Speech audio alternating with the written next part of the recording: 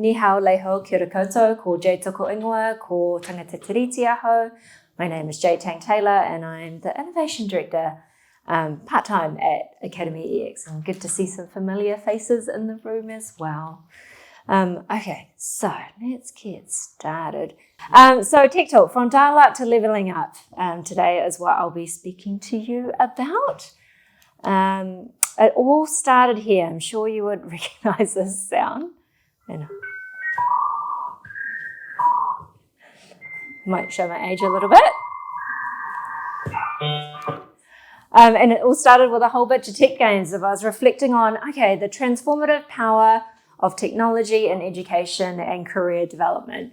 And I was like, what was the very first game that I played back in the day? And it used to be, this is also showing my age, but a thing called Creative Writer, where all the kids would line up and wait to, I guess, play this on the one computer that the whole school had.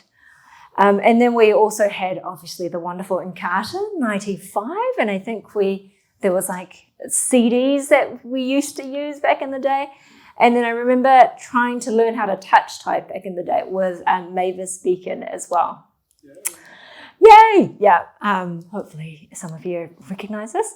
In terms of storage, I don't know if anyone remembered the floppy disk, obviously our CDs, and how it's evolved quite significantly since then to a whole bunch of cloud services. And then tech connections as well. I used to have really, still do, really strict Chinese parents that would never let me go out. And so the only way I could connect with my friends was really online via ICQ back in the day. And then learned a little bit of trying to connect in with MIRC chat. I see some nods. This is great, not just me.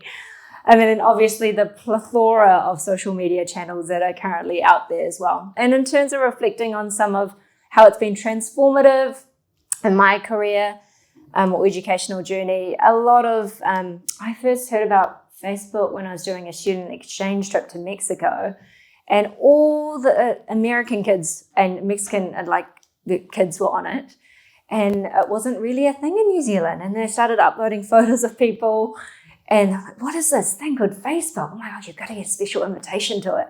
So I invited all my Kiwi friends. Twitter was the first time I'd really connected with this Creative Mornings community. It was a monthly breakfast lecture series that started in New York City, expanded around the world. We were the 10th chapter to bring it here to Aotearoa, New Zealand, and now it's expanded to 200 chapters around the world, and connected with Tina Roth Eisenberg, the co-founder of Creative Mornings, both online in the first instance, but also in person as well in New York City. And then LinkedIn as well, which is usually my go-to to try and find interesting information.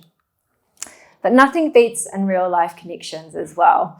So whether it be co-working spaces, down at the grid, or I don't know, I always try and set aside a long lunch on a Friday to really connect in with people as well. I think it's really important, right? You're connecting, I think in this hyper-connected world, you're connecting all the time online, but you're not necessarily having those deep and meaningful connections as much as we used to.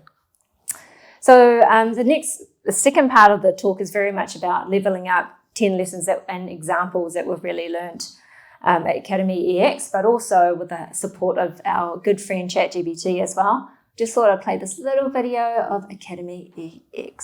So hopefully this works. Great. At academyEX, we are here on a mission to create impactful futures for as many people as we can and change lives for the better. As a future-focused, human-centric organisation, we recognise the need to change and adapt to meet the needs of contemporary learners and the future of our planet. We challenge the status quo and provide innovative postgraduate qualifications and programs accredited by the New Zealand Qualifications Authority. As our learners have grown, so too have we. We started in 2013 aspiring to upskill the education workforce through the Mind Lab. We then created Tech Futures Lab in 2016 to navigate some of the world's most disruptive technologies. Then we launched Earth Futures Lab to shine a light on what we need to know to protect our environment and our future. Across our faculties, the Mind Lab, Tech Futures Lab and Earth Futures Lab, anyone from around the world can build essential skills and rise to the opportunities of today and tomorrow. We have the perfect trio of interconnected faculties developed for busy professionals who want to stay informed, engaged and connected. We can bring more learning excellence to deliver future-focused learning solutions to the businesses here and around the world. Because new knowledge and skills can move entire industries forward to the future. AcademyEX is here to deliver the best-in-class education experience to bring fresh, innovative learning to anyone to create impactful futures. So that's AcademyEX, which was launched just on January this year. So lots has happened since then, and that's where I first met Brad. So Brad would be very familiar with that space. So 10 level up lessons learned around the transformative power of technology in education and career development. And admittedly, our good friend ChatGPT has helped come up with these 10 lessons, and we've kind of tried to anchor them in real life examples within the academic institute. So technology is not a replacement for teachers. While technology can enhance learning, it cannot replace the important role that teachers play in education. And we're all about this at AcademyEX, and more specifically around the Mind Lab and our digital and collaborative learning courses.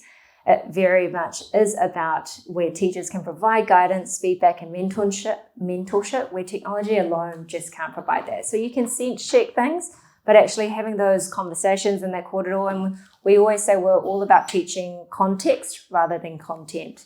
And most of our programs are really much focused on postgraduate kind of master's level as well. So a lot of our students have industry experience, whānau, family, community connections that they can anchor their learning into.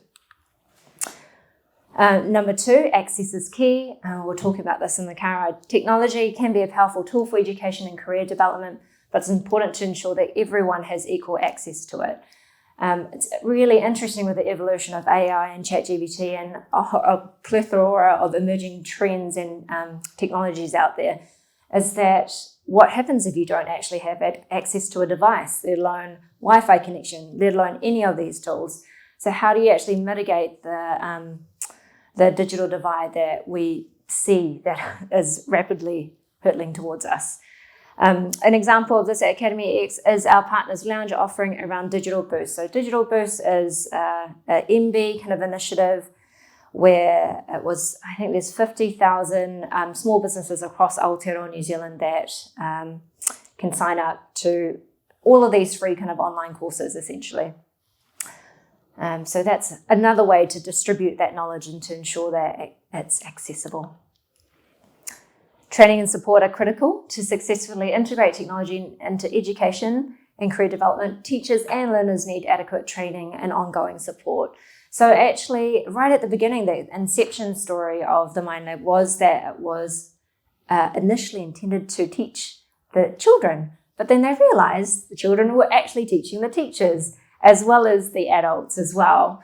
So then we really shifted our practice from teaching the children to actually teaching the teachers and enabling that. So the Mind Lab is very much focused on educational futures, whereas Tech Futures Lab is more focused on, industry professionals that are wanting to pivot or navigate their way into the tech space. Lesson number 4, mindful use of technology is important. How it's being used, whether it be in education and career development, and considering the potential consequences of its use. Some people are over-reliant on technology, which could lead to a lack of kind of face-to-face interaction, which is incredibly important. And we're talking about, I don't like this term soft skills, but essential skills, what you need to thrive in the future of work. And we do this in a hybrid kind of delivery model. So yes, some people have to come in for in-person residencies. A lot of our courses are also taught online. And then some people decide that they prefer in-person, and some people prefer to join online because it's, we are based in Newmarket, but we have students from around Aotearoa that kind of join in as well. So all about hybrid delivery model and blended learning. Number 5 is very much continuous improvement is necessary, or technology is constantly evolving and changing, as we know. It's important to continuously evaluate and improve, especially in the use of education and wider career development. Assessing the effectiveness of technology in achieving learning objectives and making adjustments as needed. And we're all, and Brad will know this as well, all about constant change and iteration. And, to be honest, sometimes there's an element of change fatigue that happens. There's just so much change all the time across all the different courses and faculties as well. But I guess the most recent evolution of this is really launching a new faculty, understanding the world that we live in now is obviously rapidly changing from a technological point of view, but from a climate point of view too. So how do you use some of these tools in a way that can address some of the world's most pressing issues like the climate crisis? Hence the evolution of Earth Futures Lab. Balance is key. So while technology can be a powerful tool for learning, it's important to maintain a balance between technology and other forms of learning. Again, we always try and encourage new tools and trying to test them out, try them in each individual context, and actually have a really solid discussion and debate around whether this is working for our students, our teachers, our staff, their wider communities or not. So we do really encourage our students and staff to use ChatGPT, but also balancing that with critical thinking. What does it look like in this particular context? Do you have any real life examples to really anchor that learning as well? Thanks. Collaboration is key. I love collaboration. I'm all about not reinventing the wheel. There's, I guess having come from whether it be the creative arts sector, the design sector, or the community sector, for example, there's 97,000 not-for-profits in Aotearoa, New Zealand. About 30 odd of them are registered with the Charities Commission. A lot of them, all of them are doing meaningful work, but a lot of them are doing a lot of the same work. And I do see this across the business sector as well. People just set up very similar things across the board, and I think we can create better impact if we all learn how to collaborate better. Technology can enable collaboration and teamwork, which can lead to more effective learning and career development. We use things like online discussion forums, collaborative tools, and I guess there's a range of tools that we've used, especially post or during the pandemic as well, whether it be the LMS discussion forums, Slack, so many Slack channels. Grid is always really active with the Slack channels, but also connected to a whole range of other ones around the world. Mural, we even use Coggle and Kahoot sometimes just to change things up a little and make things a little bit more fun.